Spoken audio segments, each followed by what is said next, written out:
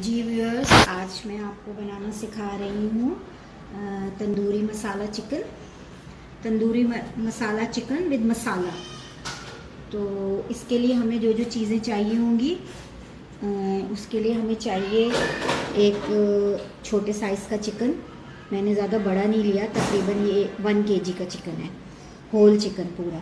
उसमें आप इस तरह से कट्स लगा लें। उसके बाद आपको चाहिए होगी दही, तकरीबन 1 कप, और उसमें हाफ़ पैकेट ऑफ शान तंदूरी चिकन मसाला, हाफ़ पैकेट डाला है मैंने इसके अंदर। 1 कप समझे तकरीबन 250 ग्राम जो है ये दही है, और उसमें आधा पैकेट शान तंदूरी चिकन मसाला और 1 टेबल स्पून लहसुन अदरक का पेस्ट।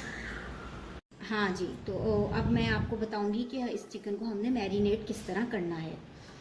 ये योगर्ट में, जैसे कि मैंने आपको पहले बताया कि मैंने इसमें तंदूरी मसाले की चिकन हाफ पैकेट और 1 टेबल स्पून लहसुन अदरक का पेस्ट मैंने इस योगर्ट के अंदर अच्छी तरह से मिक्स कर लिया था। अब हम इसको चिकन के ऊपर अच्छी तरह से अप्लाई कर देंगे। चिकन के जो कट्स लगाए हुए हैं उनके अंदर भी अच्छी तरह से इसको हम अप्लाई करेंगे ताकि वो उसमें जज्ब हो जाए।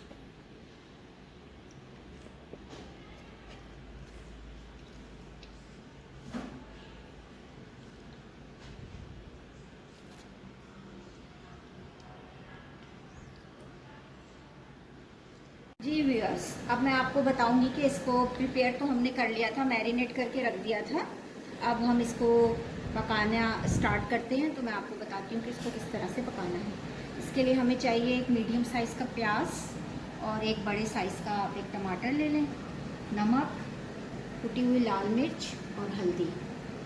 ये तीन ये मसाले और टमाटर और प्याज हमें चाहिए होगा इसको चढ़ाने के लिए।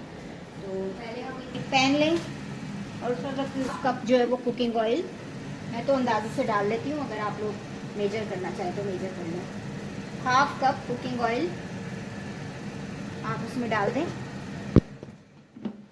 प्याज ऐड करेंगे सबसे पहले।